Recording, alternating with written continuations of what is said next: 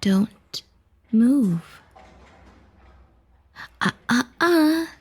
Do you feel that against your neck?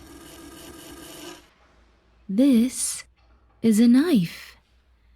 If you struggle or make noise, then you know what happens. Well, I see you've received a bit of training for this, haven't you? After all, everyone born into a noble family needs to know what to do when they're facing an assassin. Although in the end, the advice they give is a bit silly, don't you think? You know what they say, if an assassin speaks to you, stay calm and don't give them a reason to kill you sooner than they wanted to. The idea is basically just to stay alive longer and hope for a miracle. But I suppose miracles do happen on occasion, so I would recommend you to keep your training and stay quiet. For now. I'm going to do something I've never done to any of my targets. I'm going to take off this mask and show you my face.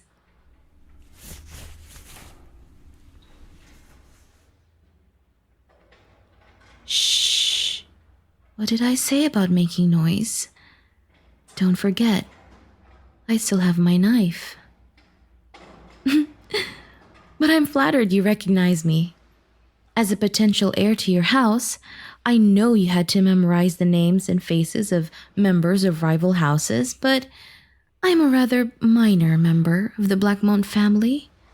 And even though my family and yours are bitter enemies, I think most members of your family wouldn't have bothered to remember me.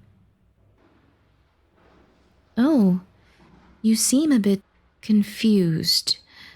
It's very simple, really.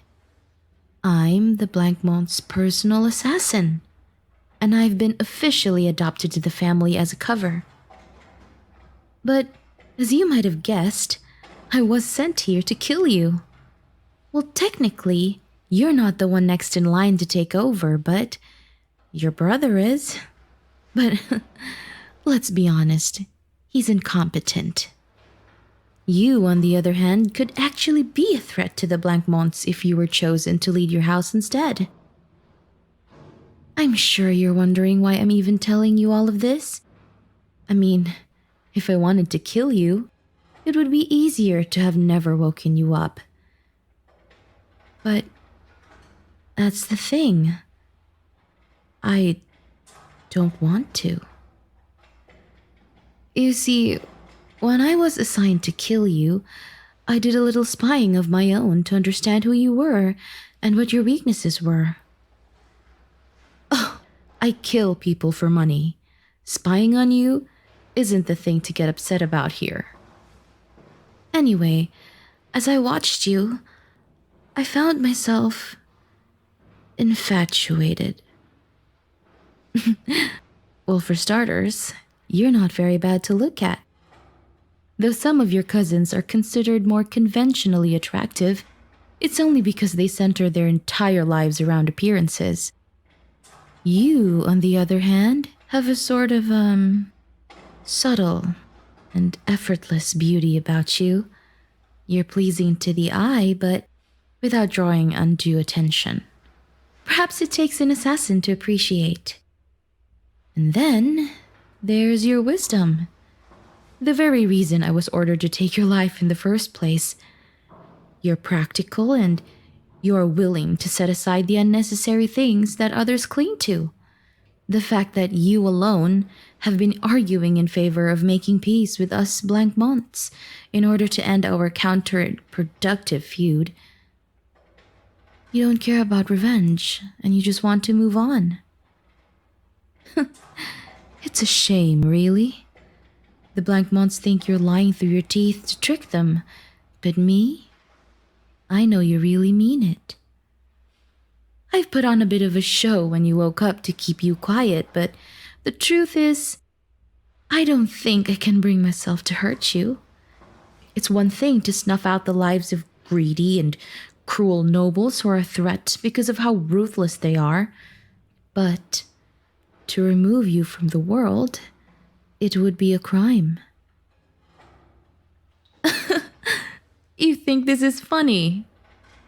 Well, you certainly still have a sense of humor even at a time like this.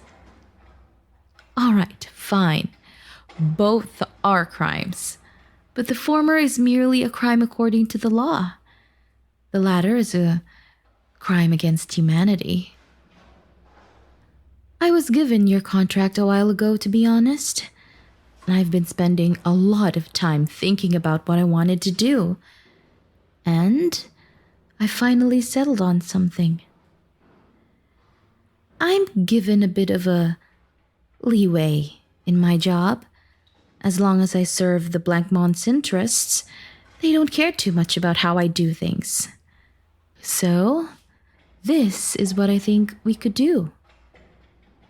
I bring you back with me, and you become a Blancmont.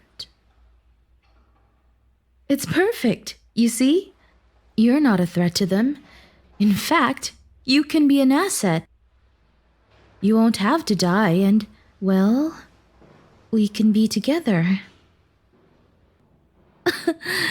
Well, sure, technically we'd be related if you were adopted into the family, but you know how common that sort of thing is among nobles. At least in this case, we wouldn't be blood related. So, what you think? It's not a bad deal, right? You get to live, I get a chance at you, and the Blancmont's bitter rivals lose power. Everybody wins. Well, except for your family, but I suppose that's true. Oh, I don't like where this is going. And here I was praising your pragmatism. You wouldn't really be abandoning your family. You would just be, well... Okay, you would be abandoning them, but if I kill you, then they lose you anyway. So you're not gonna budge on this.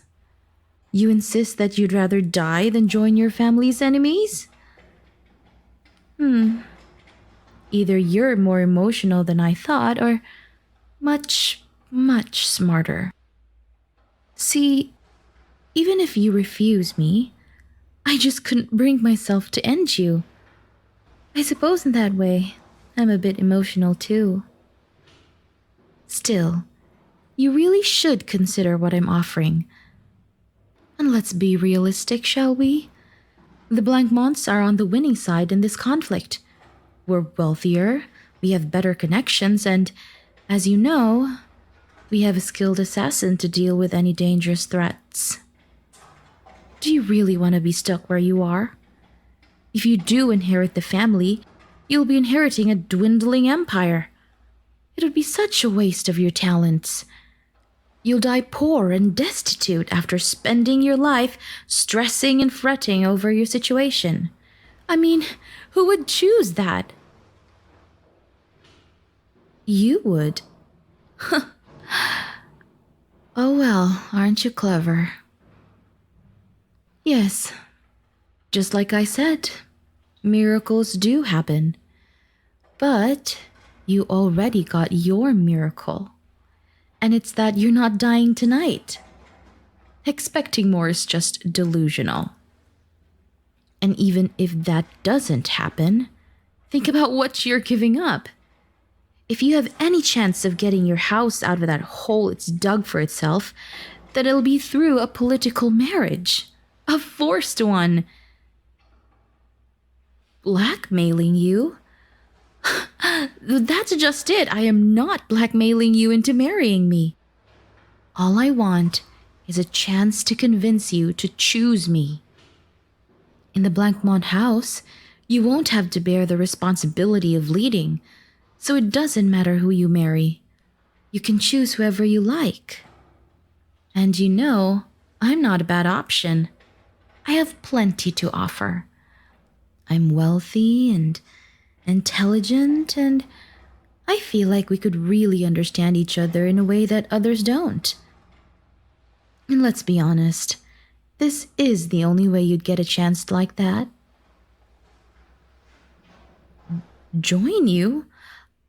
I well, I suppose technically I could join your house instead, but okay, I don't want you to take this the wrong way, but it's not as though I'm willing to drop my entire life for you.